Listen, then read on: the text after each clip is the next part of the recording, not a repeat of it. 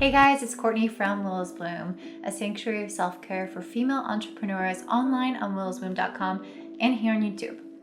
So today I want to talk to you guys about how to work with your menstrual cycle, but as far as eating and food is concerned. So I did another one where I actually talked about planning with your menstrual cycle, and I'm going to link that up in the cards and down below in the description. I highly recommend reading or listening to that one.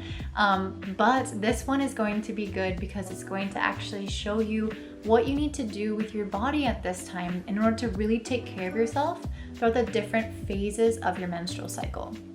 So let's get started. So the first phase is menstruation. We're all very aware of what that is. That's for around 3 to 7 days in duration.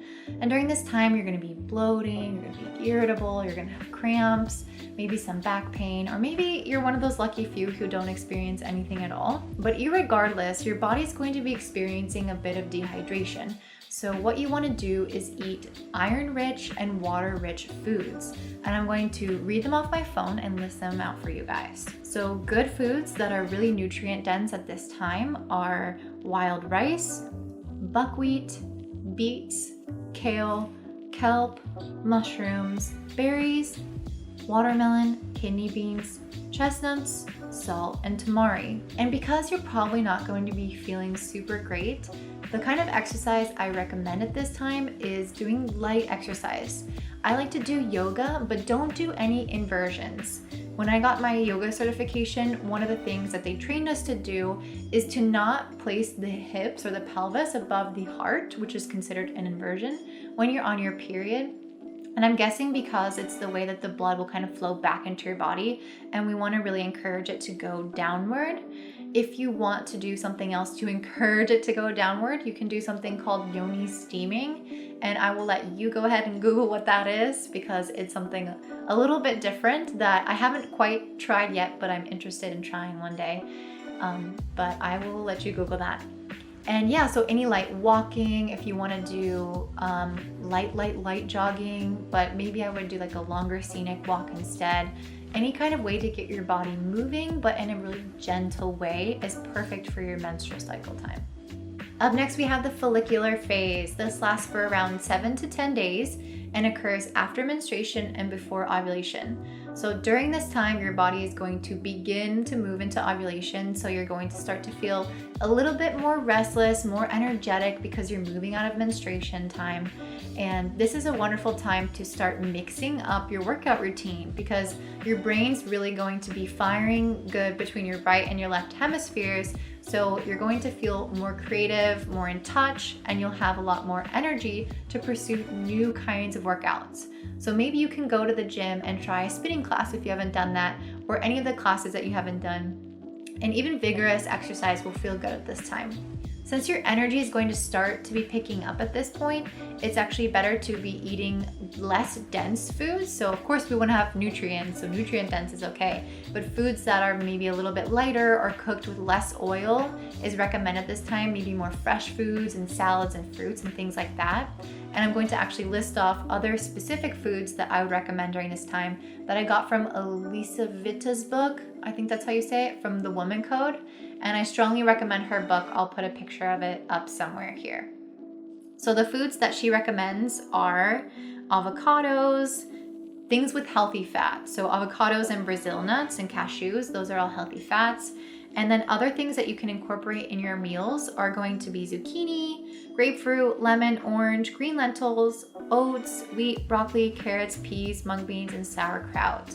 Those are the kinds of things that will flow with this phase of your cycle and will help you feel really good with what's going on hormonally in your body. So ovulation phase lasts around 3 to 4 days, even though you're typically only ovulating for one day, like a 24-hour period. It's the phase that consists of 3 to 4 days. And during this time, you're going to have your peak energy. So now is when you want to do those vigorous and strenuous exercises. Really go all out, go for it. And you want to continue to eat the lighter foods that are not super heavy in oils and not really overcooked. So you could still be eating those salads and raw foods. And it's also a good time to incorporate quinoa and replace that with your carbs. So instead of always doing the rice, maybe doing like farro and quinoa and other things that are not so carb rich. And you want to have a lot of fiber during this period of time. So maybe you're going to incorporate a lot of cruciferous vegetables like broccoli, asparagus, things like that, celery, like yada yada. And I'm gonna actually recommend a few specifically from the book. She says to eat foods like asparagus, bell peppers, cantaloupe, Brussels sprouts, eggplant, spinach, tomatoes, raspberries, strawberries, red lentils, almonds, pecans, pistachios, chocolate, coffee, and turmeric to support your ovaries at this time. And the very last day of our cycle is the luteal phase, which happens for around 10 to 14 days. This is the longest phase, and it's our transition between being super energized and moving towards stillness, moving towards our menstrual cycle.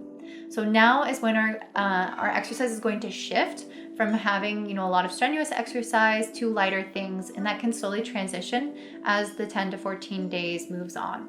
And you want to start incorporating veggies that are baked or roasted at this time.